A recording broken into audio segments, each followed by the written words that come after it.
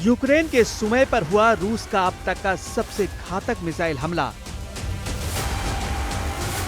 America, European union और NATO के मुंह पर जहां पुतिन का जोरदार तमाचा है, तो वहीं दूसरी तरफ रूस की तरफ से फ्रांस, ब्रिटेन, जर्मनी को खुली जंग की चुनौती है। हम आपको पिछले 36 घंटे की वो वॉर रिपोर्ट दिखाने जा रहे हैं जो साबित करती है कि यूक्रेन पर इस वक्त जो रूसी हमले हो रहे हैं वो यूक्रेन और यूरोप के लिए नासूर साबित हो रहे हैं। पिछले 36 घंटे के अंदर ही रूस के एयर डिफेंस सिस्टम ने यूक्रेन को मिले अमेरिकी निर्मित F-16 जेट को मार गिराया। रूस की तरफ से दावा किया गया यूक्रेन के कम से कम 3 F-16 फाइटर जेट को मार चुका है, तो यूक्रेन के साथ साथ अमेरिका को भी मुंहतोड़ जवाब है। सबसे हैरानी की बात तो यह है कि रूस ने यूक्रेन के जिस F-16 वाइपर जेट को मार गिराया है वो असल में 5वीं पीढ़ी के जेट्स को टक्कर देने वाला F-16V यानी वाइपर था, जिसे रूस ने हवा में जलाकर भस्म कर दिया। इधर वॉर एक्सपर्ट का दावा है कि पुतिन अगले 30 दिनों के अंदर यूक्रेन के डोनेट्स्क और लुहांस्क पर पुतिन पूरी तरह से कब्जा हो सकता है।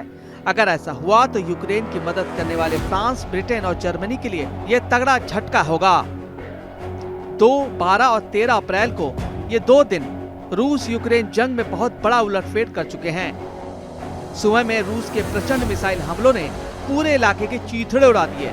उत्तर पूर्वी यूक्रेन का सुमे रणनीतिक तौर पर यूक्रेन के लिए कवच का काम कर रहा है, लेकिन रूस के मिसाइल हमलों ने यूक्रेन के सुमे पर हमला करके यूक्रेन और नेटो के होश उड़ा दिए।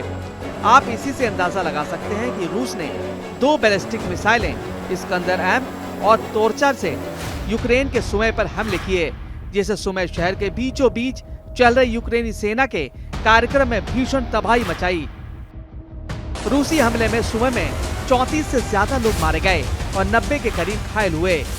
राष्ट्रपति जेलेंस्की ने रूसी हमलों को शैतानी हमला करार दिया, जबकि अमेरिका ने साफ कहा रूस का हमला एक गलती नहीं बल्कि जानबूझकर किया गया खूनी हमला है।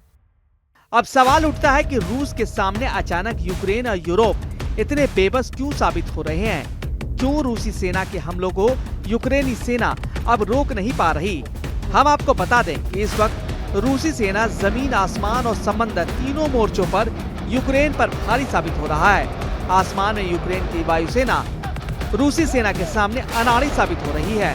हैरानी की बात यह है कि रूस ने यूक्रेन को मिले अमेरिकी निर्मित F-16V जैसे जेट्स को भी अपने अचूक एयर डिफेंस सिस्टम से मार गिराया। हम आपको दिखाने जा रहे हैं कैसे रूसी सेना ने यूक्रेन के सबसे एडवांस F-16 जेट को हमला करने से पहले ही हवा में मार गिराया।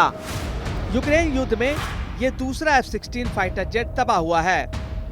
यूक्रेन के रक्षा सूत्रों का कहना है कि इसे या तो रूस के S-300, S-400 से मार गिराया गया। इस घटना के बाद ये साबित हो गया है कि अमेरिका और पश्चिमी फाइटर जेट को रूस की मिसाइलों से मार गिराना संभव है। यूक्रेन की सेना को नेटो देशों से 20 F-16 फाइटर जेट मिले हैं, जिसमें से 2 को रूस के एयर डिफेंस सिस्टम ने मार गिराया। इधर जमीन पर रूसी सेना तेजी से पूर्वी यूक्रेन, मध्य यूक्रेन और दक्षिणी यूक्रेन के इलाकों पर कब्जा कर रही है। कुसर के इलाके से रूसी सेना ने पैदल सेना और टैंकों से हमले बेहद तेज कर दिए हैं। उत्तर कोरिया के सैनिकों के साथ मिलकर रूसी सेना ने पूर्वी यूक्रेन में कुसर के इलाके से हमले किए। लगभग 432 मोर्चों से यूक्रेनी सेना भाग चुकी है। एक रिपोर्ट के मुताबिक यूक्रेन के लगभग 22% इलाके पर रूसी सेना कब्जा कर चुकी है, जबकि रूस खुद दावा कर रहा है कि उसने यूक्रेन के 25% इलाके पर कब्जा कर लिया है। यूक्रेनी इंटेलिजेंस ने यह भी दावा किया है कि रूस कीव पर बहुत बड़ा हमला कर सकता है। यूक्रेन के सुबह में 2 रूसी हवाई हमलों में 3 दर्जन से ज्यादा लोग पिछले 24 घंटे में मारे जा चुके हैं।